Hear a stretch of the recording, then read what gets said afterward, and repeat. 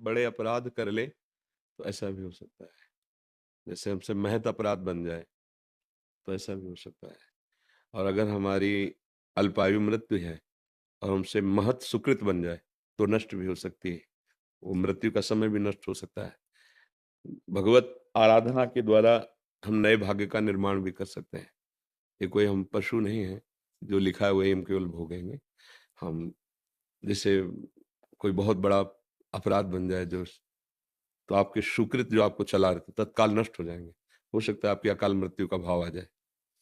अकाल मृत्यु है और कोई ऐसा सुकृत बन गया, तो अकाल मृत्यु नष्ट हो जाएगी। आप दीर्घायु भी हो सकते हैं।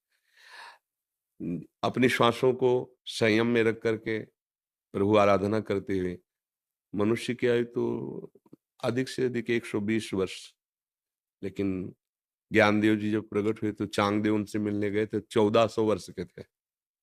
क्या हुआ? उन्होंने तपस्या और प्राणायाम के द्वारा अपनी प्राणवायु को रोक करके तप की आराधना की, तो उनकी है श्वासें उतनी ही, उनको उन्होंने और सजा लिया, बढ़ा लिया। अपने जो नष्ट करने वाले पाप कर्म थे उनको तप के द्वारा, भजन के द्वारा नष्ट कर दिया। ऐसा हो सकता है। ये मनुष्य जन्म बहुत कीमती और बहुत सामर्थ्यशाली, हम जो चाहें वो कर सकते हैं, पर हम वही चाहें जो शास्त्र सम्मत हो।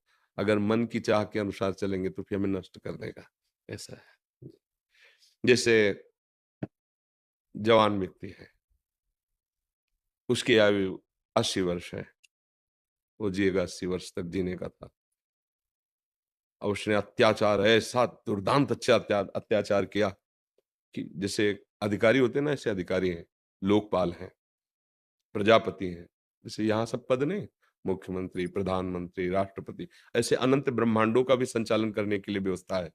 लोकपाल, बड़े-बड़े लोग जैसे अग्निदेव, वरुण देव, ये सब देवता जैसे, उसके अत्याचार को देखकर उसका वो पापाचरण, वो उसकी आयु को नष्ट कर देगा। अभी लिखा पढ़ी से नहीं हुआ। तत्कालिक ऐसा महत पाप बन गया कि उसकी सारी जो साधु अवज्ञा तुरत भवानी, कर कल्याण अखिल कयानी। उसी समय उसके अखिल पुण्यों का, अखिल कल्याण का नाश कर दिया गया और उसकी अकाल मृत्यु को प्राप्त हो गया। तत्काल मृत्यु विधान कर दिया गया। तो अगर हम अच्छे ऐसे महात्कर्म कर ले जाएँ कि हमारा था कि फिर वो आगे बढ़ जाएगा। फिर उसकी मृत्यु भी टल सकती है। भजन में एक अमोघ शक्ति है। जैसे नारायण नाम पुत्र के बहाने से अजामिल ने लिया, तो आए तो यमदूत उसी को मारने थे।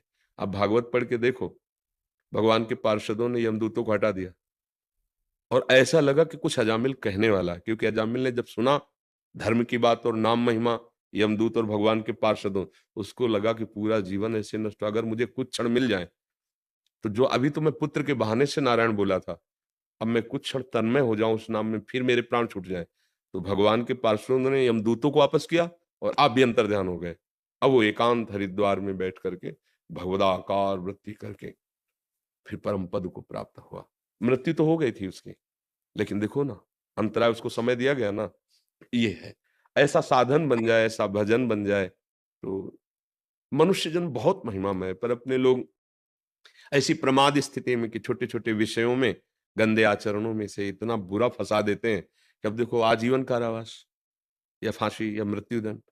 इतने मतलब बुद्धि मलिन हो गई, सेल्फी में अपने जीवन को नष्ट कर रहे हैं। पता है कि यहाँ से हम गिर गए तो क्या हो? अरे ये जीवन इसके लिए थोड़ी है, विनोद के लिए थोड़ी है। साधना करके आज जो आवागमन चक्र है, इससे मुक्त हो जाओ, परमानंद में स्थित हो जाओ। तुम्हारा महासुख प्राप्त करने का अवसर है मनुष्य जन्म। पर वही छोटे-मोटे विषयों की तरफ गिरकर और अधर्माचरण हम करने लगते हैं। गंदे भोजन, आहार, बुद्धि भ्रष्ट हो जाती है और जीवन पशुवत आचरण करते हुए वो नष्ट कर देता है। तो बड़े अभी भाग्य हैं जो आप विचारवान होकर के मनुष्य जीवन को उस मार्ग में ले जाने की सोच रहे हैं। सोचो और निश्चय करो उस पर, तभी आनंद का अनुभव। ये तो सब धोखेबाजी है भाई। भले अभी समझ में ना आ रही, बिल्कुल धोखेबाजी है। तो मनोरंजन छोड़ना नहीं चाहते तो क्या फ़र्क पड़ेगा हमारे प्रवचन से? क्या फ़र्क पड़ेगा? आप गंदे आचरण करो, गंदा भोजन करो, गंदा व्यवहार, तो हमारा समय नष्ट ही हुआ। अगर आहार शुद्ध नहीं होगा, आचरण शुद्ध नहीं होंगे, तो आप अध्यात्म को क्या जान पाएँगे? ये कोई विद्वता का विषय थोड़ी है। ये कोई पीएचडी करने का विषय थोड़ी है। ये तो आंतरिक विषय है। निर्मलता, पवित्रता, सदाचार, एकाग्रता, संयम, जितेंद्रियता, इस पर इसका महल खड़ा है। अब नींव ही मजबूत नहीं तो परमार्थ को कैसे, और जब तक परमार्थ को नहीं समझेगा तो सुख कैसे पाएगा? क्या ये सुख है? मतलब आप दृष्टि डालो जहां हम सुख की तरफ जा रहे हैं। इतना पागल हो जाना कि दूसरे शरीर को निज सुख भोग के लिए नष्ट कर देना, इस तरह से जैसा आप सुनते हैं, देखते हैं, अपनी मान्यता के लिए लोगों को जला देना, लोगों को मार देना, ये क्या है? ये कौन-सी बात हो रही है? बुद्धि खराब हो गई है।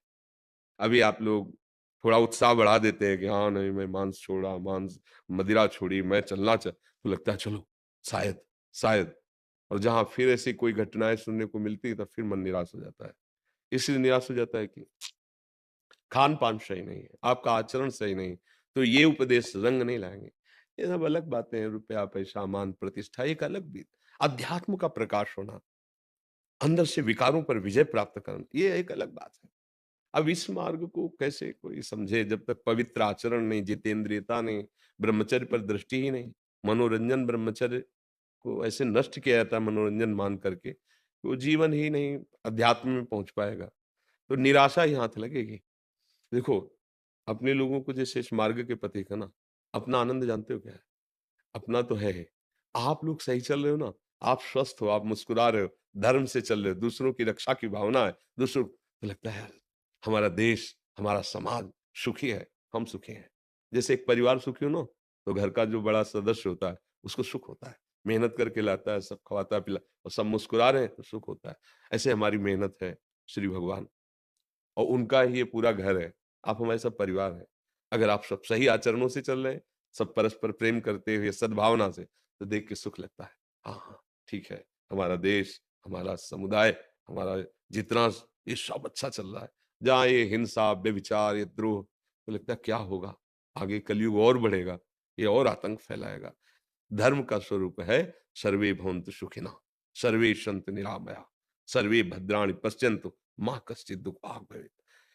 किसी को किंचन मात्र भी दुःख ना हो, सब निरोग रहें, सब स्वस्थ रहें, सब धर्म से चलें, सब आनंद प्राप्त करें, चाहे मुझे कष्ट हो।